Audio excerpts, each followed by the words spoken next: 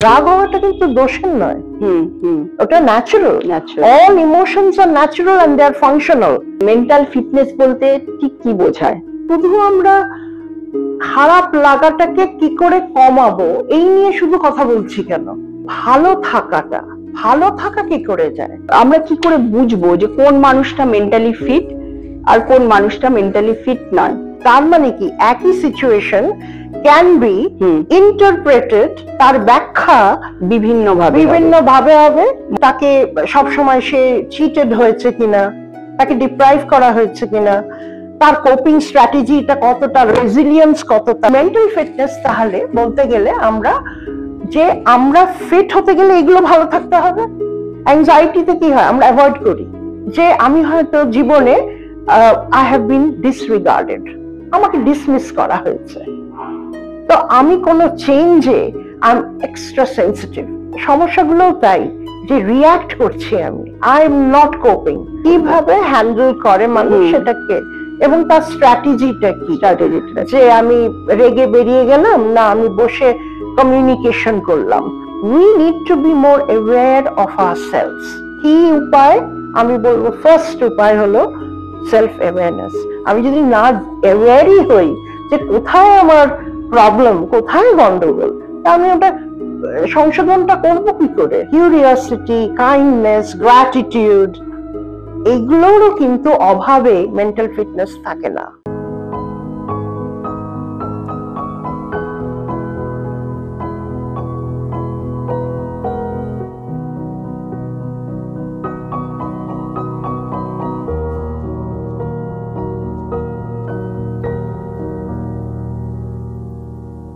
গপ্পসপ্পর প্রাককথনে আপনাদের জানিয়েছি গপ্পসপ্পতে আমরা কি কি বিষয় নিয়ে আলোচনা করব। কিছু গল্প যেমন অডিও স্টোরিজ থাকবে, আবার সেই সঙ্গে থাকবে মনের কথা।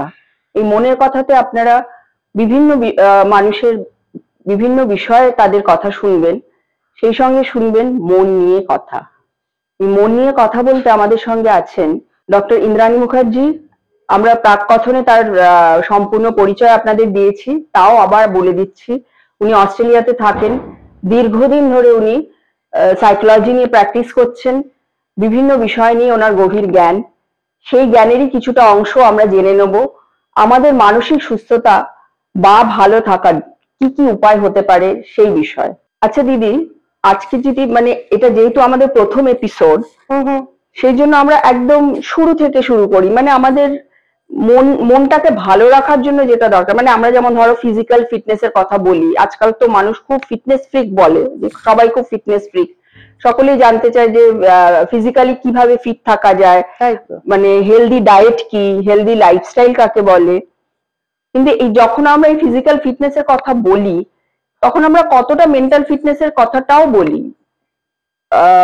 যদিও মানুষ আজকাল খুব বলে যে ফিজিক্যালি ফিট থাকার জন্য স্ট্রেস ফ্রি থাকাটা খুব জরুরি, এই কথাটা বলা হয় ঠিকই, কিন্তু ঠিক খুব জোরালো ভাবে বোধহয় মেন্টাল ফিটনেসটাকে হেলদি লাইফস্টাইল বা টোটালি ফিট থাকার যে একটা বিষয়বস্তু সেইভাবে কনসিডার হয়তো করা হয় না। সেটা তো করা জরুরি। সেই জন্য তোমাকে যেহেতু আমরা পেয়েছি আমাদের সঙ্গে, তুমি তো সবসময় অস্ট্রেলিয়াতে থাকো, কলকাতায় এসছো কিছুদিনের জন্য, তুমি আমাদের একটু বলো যে মেন্টাল ফিটনেস বলতে ঠিক কি বোঝায়।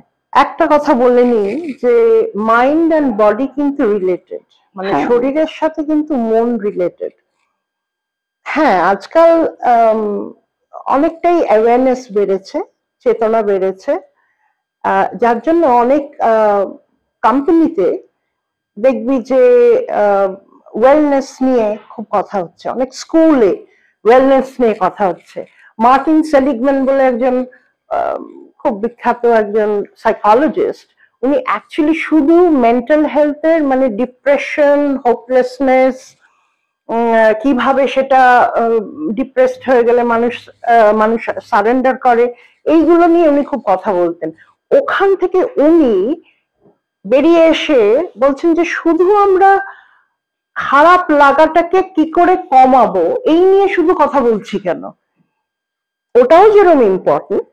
আর ওটা আমরা আমাদের মনোবিজ্ঞানী হিসেবে ওটা আমাদের একটা থিওরি আছে, সেটা আমি পরে সবাইকে বুঝিয়ে বলবো।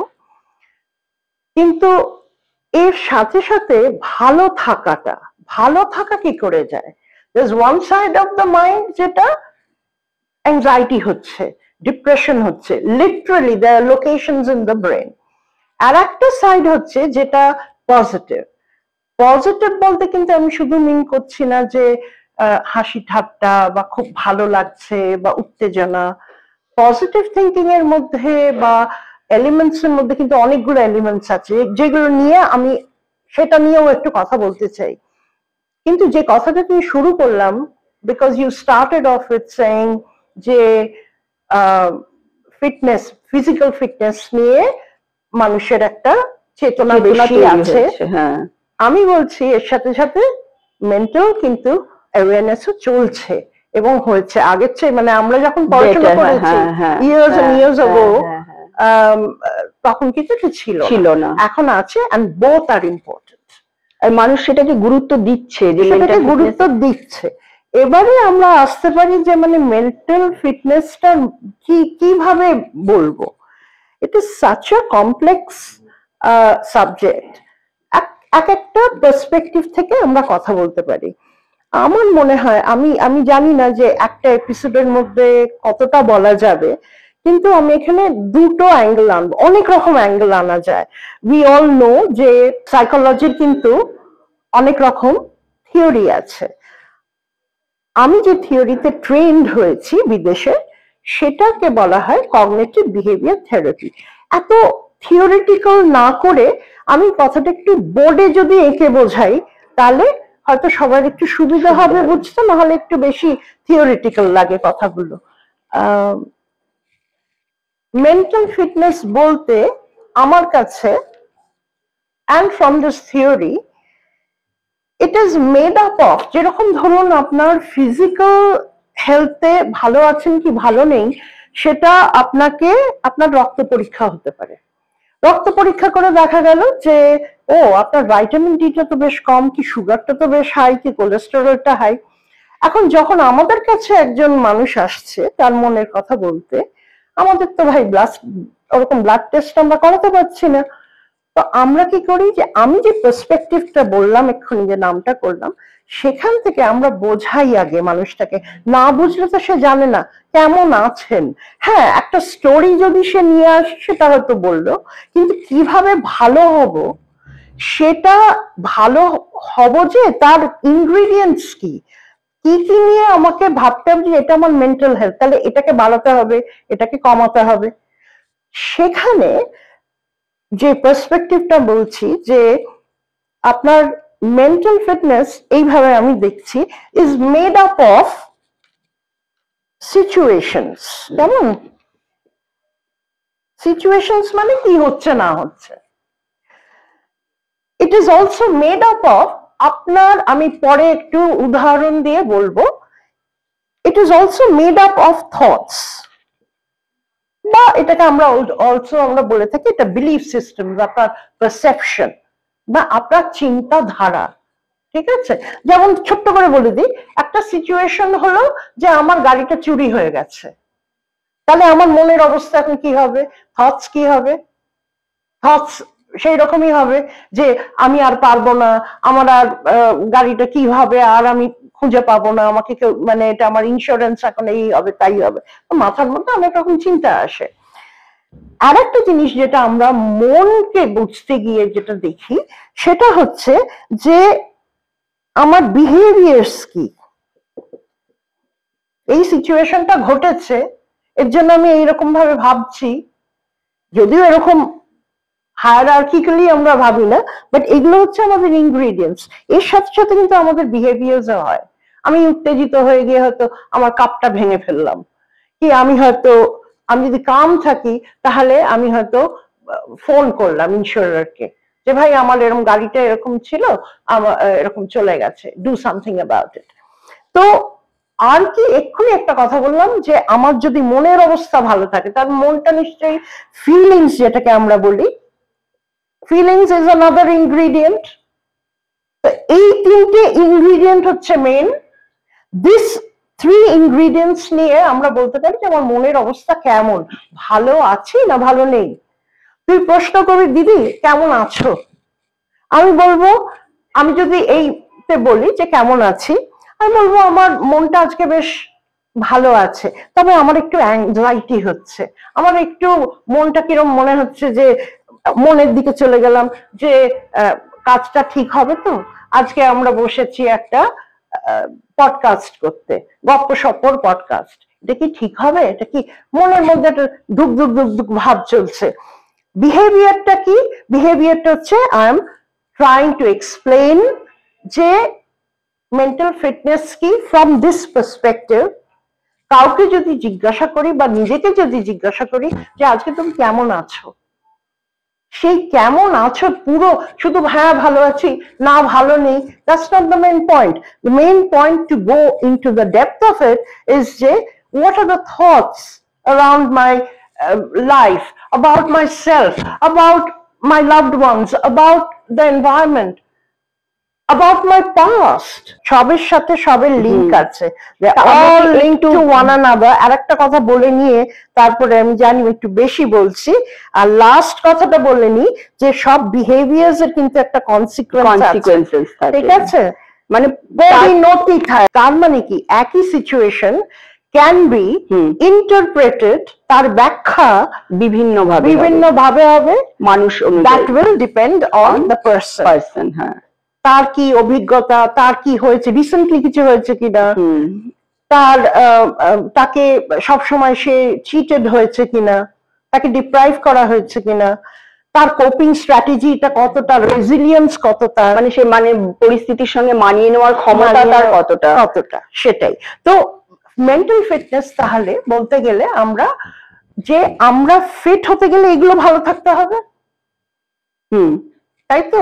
আমি যদি খুব ব্ল্যাক অ্যান্ড হোয়াইট ভাবেও বোঝাই, যদিও মানুষের জীবনের মানে এত ব্ল্যাক অ্যান্ড হোয়াইট এত সুন্দর করে বলা যায় না, কিন্তু যদি আমি দেখি যেমন যখন একটা মানুষ ডিপ্রেসড, ধরে না মনটা খারাপ, তার ব্যবহারে তখন আমি দেখবো ডিপ্রেশন হচ্ছে ধরুন সিচুয়েশন বা সিচুয়েশন, তার সাথে আমার কিরম থটস হবে, আমার আর বাঁচতে ইচ্ছে করে না, আমার আর কি হবে, জীবনটা তো শেষই হয়, কেউ আমার ভালোবাসে না, তাই না?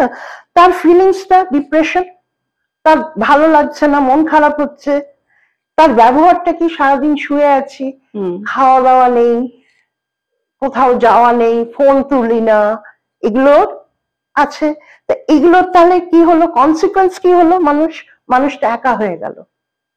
তাহলে তার কোয়ালিটি অফ লাইফ কি হয়ে গেল? তুমি যে বলছো একা হয়ে গেল, এটা কি সত্যি সে একা হয়ে গেল না সে নিজে সে হয়তো একা ছিল, কিন্তু একা হয়ে গেল ভাবছে না, এটা তো ভাবনা।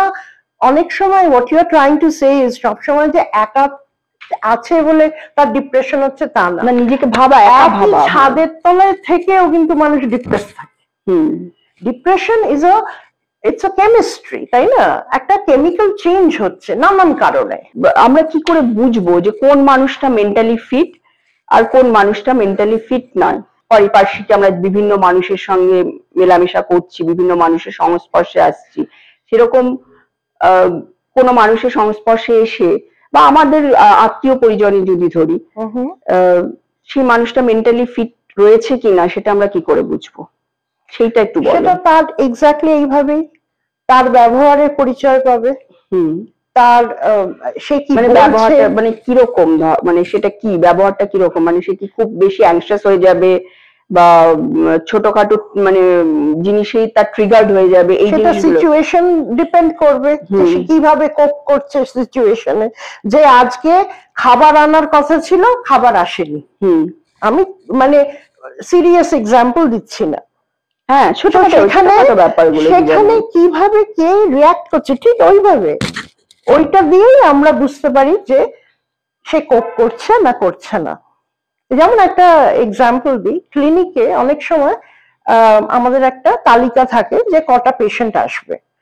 দেখা যাচ্ছে যে 10টার সময় বারবার যে রিসেপশনিস্ট সে বারবার ডাবল বুকিং করে ফেলছে। এবারে একবার হলো কিছু ঠিক আছে, ভুল হতে পারে, মানুষ সবাই ভুল করি আমরা, ভুল হতে পারে, দুবার হলো, 3বার হলো, এবারে কিন্তু আমার খুব রাগ হচ্ছে। এবারে রাগটা যে হলো, আমি পরের দিন এসছি, আবার দেখছি একই কাণ্ড। আমি কি আমার দরজাটাকে স্ল্যাম করে বেরিয়ে যাব? এটা একটা আমি একটা পরিচয় দিলাম আমার কোপিং স্ট্র্যাটেজি। না, আমি বলবো যে রাগ হচ্ছে, রাগ হওয়াটা কিন্তু দোষের নয়, ওটা natural. All emotions are natural and they are functional. there is a reason for it। সে কিছু বলতে চাইছে, কি আমাদের প্রোটেক্ট করতে চাইছে যে এটা করো, এটা করো না। যেরকম অ্যাঙ্গারটা হচ্ছে যে তোমার এক্সপেকটেশন মেট হচ্ছে না, কথা বলো, এটা নিয়ে সলিউশন করো, রাইট? যদি অ্যাংজাইটি হয়, অ্যাংজাইটিতে কি হয়, আমরা অ্যাভয়েড করি, বলছে যে এটা ভালো নয়, চলে যাও, এখান থেকে বেরিয়ে যাও, এটা আমার জন্য ভালো না। ও আমাকে একটা সাইন দিচ্ছে, ঠিক সাইন দিচ্ছে কি না দিচ্ছে, will talk about it another day. But coming back to it, যে আমি দরজা বন্ধ করে চলে যেতে পারি। আবার আরেকটা সাইকোলজিস্ট ওখানেই কাজ করছে, একই জিনিস হচ্ছে, সে কিন্তু রিসেপশনিস্টকে ডেকে বলল, ভাই আমার সাথে একটু কথা বলে যাও, আমার একটু কথা আছে। তখন সে যখন ঘরে এলো, তখন তাকে বললো যে দেখো, এই নিয়ে কিন্তু 3-4 বার হয়ে গেল, কি করা যায় বলো তো, কিভাবে এটাকে সলিউশন করা যায়? এটা তো আমাদের ক্লিনিকেরও রেপুটেশন খারাপ হচ্ছে, আমার তো হচ্ছেই, কারণ দুজনে আসছে, কাউকে একজনকে চলে যেতে বলতে হচ্ছে। এটা নিয়ে আমরা কিভাবে এটা আমরা সলিউশন করতে পারি। So that is how I am just giving you an example, যে কিভাবে বুঝবো, ঠিক ওইভাবে যে তার কি ব্যবহার, রাইট, সেটা নিয়েই বুঝবো, কারণ তার ব্যবহারের পেছনে লুকিয়ে আছে তার কিভাবে দ্যাট পারসন পারসিভস, কিভাবে দ্যাট পারসন থিংকস। যে যে রেগে চলে গেল, আমি যদি রেগে চলে যাই, আমার থিঙ্কিং হচ্ছে how dare you, this is the third time, how dare you, আমি একটু এন্টাইটেলড। আমার এন্টাইটেলমেন্ট আবার খুব কমপ্লেক্স জিনিস, maybe related to the fact that যে আমি হয়তো জীবনে আই হ্যাভ বিন ডিসরিগার্ডেড, আমাকে ডিসমিস করা হয়েছে, তো আমি কোনো চেঞ্জে আই এম এক্সট্রা সেন্সিটিভ, সেখানে সলিউশন দেখি না, আমার রিয়াকশন হয়, রিয়াকশন করে আমি বেরিয়ে গেলাম। অফকোর্স তার কনসিকুয়েন্সেস তো হবেই, but that is what happens with all sorts of behaviours. যে কোনো হ্যাবিট, একটা হ্যাবিট হয়ে গেছে আমার, এটা হ্যাবিটটা হয়েছে কেন, তার আবার নানান কারণ থাকতে পারে, but that is my habit, and habitually আমি রিয়াক্ট করে বেরিয়ে গেলাম। সেটা কিন্তু মানে অনেক সময় দেখা যায় যে এই যে মানুষের যে সমস্যা নিয়ে যখন মানুষ আসে, তাই না, তো সমস্যাগুলোও তাই, যে রিয়াক্ট করছি আমি, আই এম নট কোপিং। আমি একটু মানে ধরো যেটা জানতে চাইছিলাম, আমরা যেমন ফিজিক্যাল ফিটনেস এর কথা বললাম, এখনো বলা হয়নি, একটা দিকে বললাম ভালো থাকার কথা, তো ওঠাইনি। হ্যাঁ, সেগুলো আমরা হয়তো আরো পরবর্তীকালে আরো বিশদে জানবো। আমি যেটা বলতে চাইছি, যে আমরা যেমন বলি না যে আমি ফিজিক্যাল ফিটনেস এর এক্সাম্পল দিয়ে বলছি, মানুষ বলে যে হ্যাঁ একটু তেল মশলা ছাড়া খাবার খাবেন, ভাজাভুজি খাবেন না, কারণ এগুলো হেলদি হ্যাবিটস নয় ফিজিক্যালি ফিট থাকার জন্য। সেগুলো একটা, যেমন ফিজিক্যাল ফিটনেস এর ক্ষেত্রে এরকম আমরা কতগুলো জিনিস নির্দিষ্ট করে দিই, যে এই ভাজাভুজি খাবেন না, একটু এক্সারসাইজ করবেন বা একটু হাঁটবেন, এই জিনিসগুলো বলি আমরা।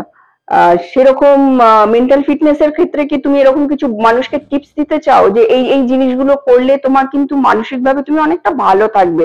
কোপিং স্ট্র্যাটেজিস কে কি আমরা মেনে নেওয়া বা মানিয়ে নেওয়া বলবো, না পরিস্থিতিকে হ্যান্ডেল করাটা? কিভাবে হ্যান্ডেল করে মানুষ সেটাকে, এবং তার স্ট্র্যাটেজিটা কি, যে আমি রেগে বেরিয়ে গেলাম না, আমি বসে কমিউনিকেশন করলাম, অ্যাসার্টিভ হলাম, আমি অ্যাগ্রেসিভ হলাম না, আমি প্যাসিভও হলাম না, চুপ করে নিজে বসে বসে নিজের মধ্যে ঘুমড়চ্ছি সেটাও করলাম না।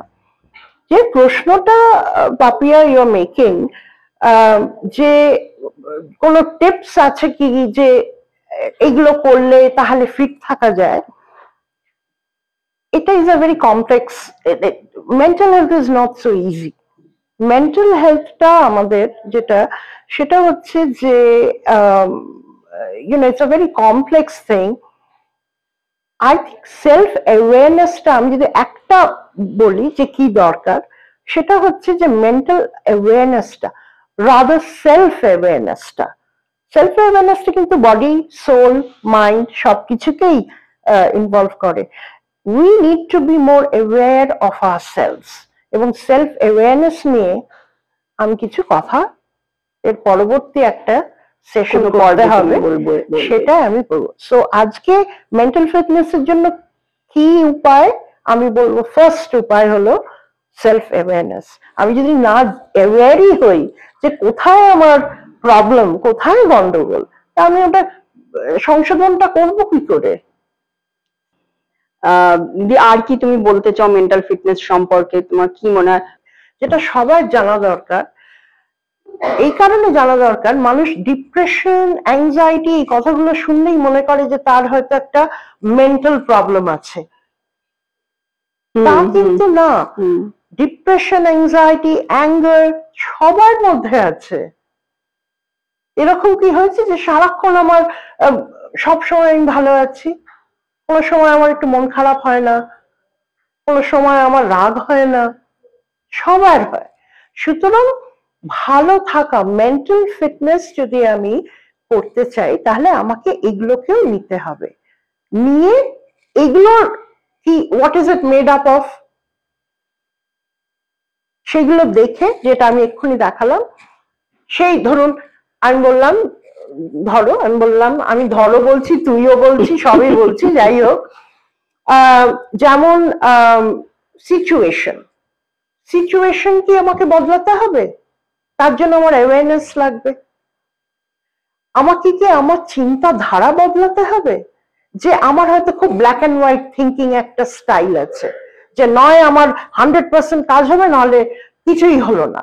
শুধু নিজের জন্য না, অন্যের জন্য একটা স্ট্যান্ডার্ড রয়েছে যে না, কোনো কাজটাই হয়নি। আমি হয়তো সবসময় বললাম খুব ধরছি, সবসময় নেগেটিভ ধরছি, হ্যাঁ, কোনো ভালো কিছু আমার চোখেই পড়ে না। তাহলে সেটাকে আমার তো অ্যাওয়ারনেস, তার মানে কি আমার থট প্রসেসে অ্যাওয়ারনেস আনতে হবে। ইউজুয়ালি একজন সাইকোলজিস্টের কাছে মানুষ যায় এগুলো, বা বই পড়ে, নিজেরা আজকাল সেলফ অ্যাওয়ারনেস, অনেকে ব্লগ দেখেন, অনেকে এই পডকাস্ট দেখেন এবং নিজেকে এডুকেট করেন। ঠিক আছে? তো এগুলো আমাদের, এটা একটা খুব ইম্পর্টেন্ট জিনিস যে we need to first acknowledge যে আমার হাউ এম আই গোয়িং যদি আমি না জানি, I don't know what to target, what to change. ঠিক আছে? একটা উদাহরণ একটু দিয়ে নিই আমি, একটু অন্য কথায়।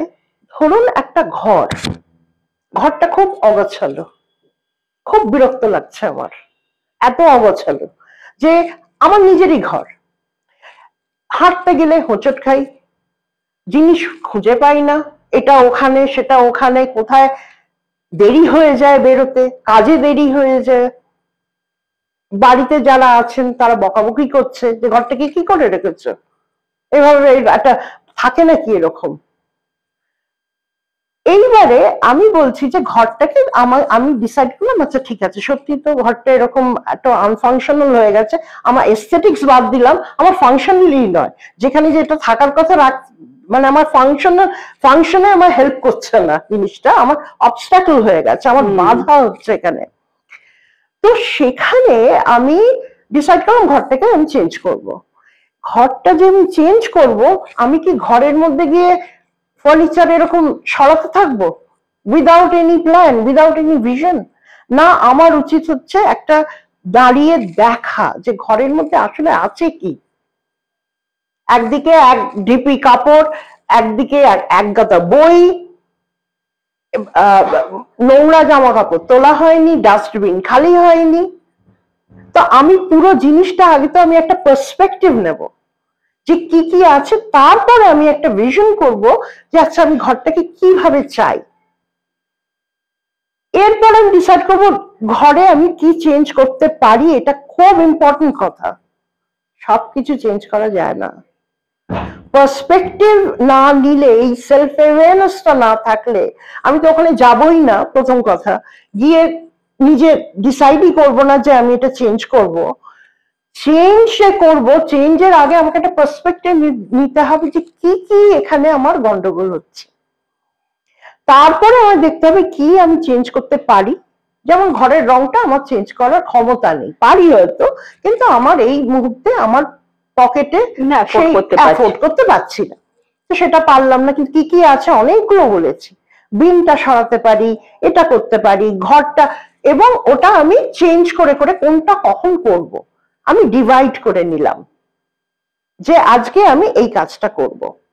নিয়মিত ভাবে প্রত্যেক দিন একটা সময় করে নিলাম যে আমার সারাক্ষণ আমার অসহ্য লাগে ঘর পরিষ্কার করতে, যদি সেটা হতো তাহলে আমি ডিসাইড করে নিলাম যে প্রত্যেক দিন আমি এই সময় ব্রেকফাস্টের পরে আমি 15 মিনিট একটা সেকশন, এই সেকশনটাকে ঠিক করবো, প্ল্যানিং।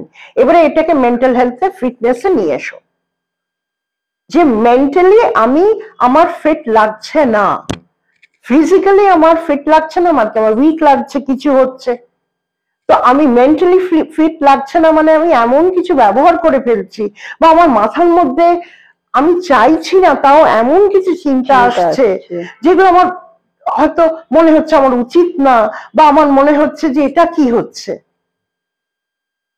হ্যাঁ আমার ভালো লাগছে না, কাউকে নিয়ে খুব রাগ হচ্ছে। I need to have a look at those things, নহলে it will affect my behavior and the consequence will be the messy room, that is messy life. তাহলে ফিটনেস হলো না, মেসি লাইফ, মেসি রিলেশনশিপস হলো, তাই না? কারণ আমাদের সম্পর্কগুলো খারাপ হয়ে গেল। সম্পর্কটা তো আরেকটা পুরো সাবজেক্ট, যেখানে it is like a relationship, একটু তাহলে বলি, relationship is like a garden, খুব ফিলোসফিক্যালি কোথায় যেন পড়েছিলাম, if you don't pick the weeds up it is bound to become a jungle. বাগান আর বাগান থাকবে না যদি পরিষ্কার না, ফুল তো ফুটবেই না, বাট এমনি একটা পরিষ্কার বাগানও থাকবে না। যে কোনো রিলেশনশিপে, বন্ধুত্বে হোক, বোন হোক, ভাই হোক, স্বামী স্ত্রী হোক, যেই হোক, একটা ওয়ার্ক ক্ষেত্রে হোক, সব জায়গাতে যেখানেই সম্পর্ক, সেই সম্পর্কে always you would need to attend, you need to have an attention. That's also mental fitness, যে আমি অ্যাটেন্ড করি না তার জন্য আবার ঘুরে ফিরে আসছি, সেলফ অ্যাওয়ারনেস দরকার। এই যে আমার মনে পড়ছে যে আমার এক বান্ধবী আমাকে বলেছিল যে অনেকদিন দেখা হয়নি, আয় একটু দেখা করি। আমি সেই 40 কিলোমিটার দূরে গাড়ি চালিয়ে গেলাম তার কাছে দেখা করতে।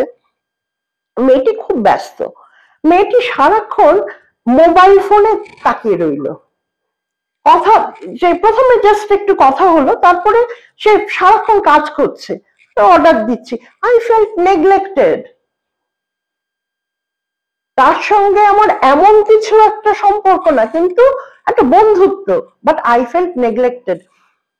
কোনো একটা অফিসে একটা কলিগ বা একটা বস বলছে, কিছু একটা ইনস্ট্রাকশন দিচ্ছে, চোখের দিকে না তাকিয়ে বলছে তুমি এটা করে নিও, এটা করে নিও। বুঝতেই অসুবিধা হচ্ছে, কি বললো ধরতেই পারলাম না, বা প্রশ্ন করতেও দ্বিধা হচ্ছে। So this are the aspects. Mental fitness কোনো সুইচ নয় যে আমার এই সুইচ আছে, অফিসে আমি অন করে দিলাম, সম্পর্কে অন করে দিলাম। আর একটা বড় কথা হচ্ছে, তাহলে একটা বড় কথা যেটা বললাম যে ফিলিংস, কিন্তু ডিপ্রেশন, অ্যাংজাইটি, এই তার সাথে সাথে আছে আমার কিউরিওসিটি, কাইন্ডনেস, গ্র্যাটিটিউড, এইগুলোরও কিন্তু অভাবে মেন্টাল ফিটনেস থাকে না। তাহলে মেন্টাল, যদি আমি বলি যে মেন্টাল ফিটনেস, হ্যাঁ, সেটা শুধুমাত্র সেলফ অ্যাওয়ারনেস নয়, তার সাথে সাথে আছে সোশ্যাল স্কিলস। এক্স্যাক্টলি, ঠিক আছে, যেখানে আমরা কমিউনিকেশন এটসেট্রা। আর কি আছে, আর একটা কথা যেখানে, যেটা আমরা বলতে যাচ্ছিলাম, যেটা আমি বললাম যে বেরিয়ে যাচ্ছি, আমি রাগ করছি রিসেপশনের ওপরে যে এত ডাবল বুকিং কেন, সেখানে আসছে সেলফ ম্যানেজমেন্ট। হ্যাঁ, ঠিক আছে। আর 4 নম্বরে যদি আনতে হয়, অনেক কিছু আনা যায়, সাইকোলজিটা এমন একটা সাবজেক্ট না, অনেক কিছু আনা যায়, অনেক ভাবে এটাকে ইন্টারপ্রেট করা যায়, তাই তো। আমি 4th যেটা আমি মেনশন করতে চাই সেটা হচ্ছে এমপ্যাথি। যে আর একজনের জন্য সমবেদনা সবার কিন্তু থাকে না, কম বেশি থাকে, ঠিক আছে? যেমন আর একজনের জন্য একদমই আমার কনসার্নই নেই, একটা মায়ের যেরকম একটা তার সন্তানের প্রতি যেরকম একটা সমবেদনা, একটা একটা লিঙ্ক, একটা কানেকশন থাকে, অনেকে সেটা থাকে না। আমি বলছি না যে সব সম্পর্কে সেই কানেকশন থাকতে হবে, কিন্তু কানেকশন কিন্তু থাকতে হবে। আর একটা লাস্ট কথা বলে আজকে আমি শেষ করব, পরে আবার এটা নিয়ে কথা বলবো, সেটা হচ্ছে যে relationship with yourself. Exactly. If you don't have a relationship with yourself, others will be affected. আমার গেলাসে বলে না half glass empty half glass full, এটা সিচুয়েশন ক্ষেত্রে বলতে হয় যে সবকিছু একটা half glass full half glass empty, জীবনেও তাই। আমার সবকিছু আমি পরিপূর্ণ, আমার সবকিছু ভালো, আমি সব পেয়ে গেছি এক্সটার্নালি অর ইন্টারনালি, আমার মধ্যে সবকিছু ভালো হতে পারে না, এবং সেটা চেঞ্জ করে। আজকে যেটা ভালো সেটা কালকে খারাপ হয়ে যেতে পারে, আবার কালকে যেটা আমার খারাপ ছিল সেটা ভালোও হয়ে যেতে পারে, ঠিক আছে? So we need to talk about relationship with yourself, because that gets affected. If that gets affected, you will neglect yourself. নিজেকে আমি অবহেলা করব, এবং আমি নিজেকে অবহেলা করলে কি হবে, অন্যরাও অবহেলিত হবে, relationships will get affected, right? এবং আমার যে কোনো জিনিস বলে না নিষ্ঠা নিতেই হবে, you have to put in self discipline is very important. পড়াশোনার ক্ষেত্রেই হোক, ওটা মানে কি সেলফ ডিসিপ্লিন মানে কি? তার মানে কোথাও একটা আমার কাছে আমার ইচ্ছে করে না, আমার পড়াশোনা করতে ইচ্ছে করতো না, একটা সময় আমি একদম আমার ইচ্ছে করতো না পড়াশোনা করতে, অনেকেই বলতো না তোমার মধ্যে কিছু আছে তুমি পড়ো, আমি পড়তামই না। কিন্তু তারপরে এই একই মানুষ চেঞ্জ করে গিয়ে কিন্তু পড়াশোনা ভালো লাগে, এখন আমার পড়তে ভালো লাগে। এখন নিজের সাথে সময় কাটানোর একটা সময় হচ্ছে আমার বই পড়া, রবিবারে অবশ্য একটু বই পড়া, ওইটাই আমার একটাই সময়, একটা দিনই সময় পাই, তো আমার বই পড়াটা কিন্তু তখন ওটা আমার সাথে নিজের একটা সম্পর্ক, আমার this is what I do to feel good, নিজেকে আমার ভালো লাগে।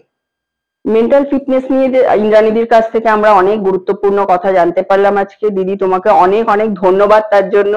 অনেক কথা আমরা জানলাম যেগুলো হয়তো আমাদের সবার জানা নেই, আরো অনেক কিছু আমাদের জানার আছে। বারবার করে ফিরে আসবে গপ্পসপ্প, কিছু গল্প, কিছু মনের কথা। শুনতে থাকুন, দেখতে থাকুন, আর অবশ্যই করে সাবস্ক্রাইব করবেন, ফলো করবেন আমাদেরকে, আমাদের Facebook page, Instagram page, bell আইকনটা প্রেস করবেন যাতে নোটিফিকেশন আপনাদের কাছে পৌঁছে যায়। ভালো লাগলে আপনাদের মূল্যবান মতামত, পরামর্শ কমেন্ট সেকশনে জানাবেন, সেখান থেকে আমরা ফিডব্যাক নেব, সেই ফিডব্যাক অনুযায়ী আমরা আমাদের প্রোগ্রাম আরো ভালো করার চেষ্টা করব। নমস্কার।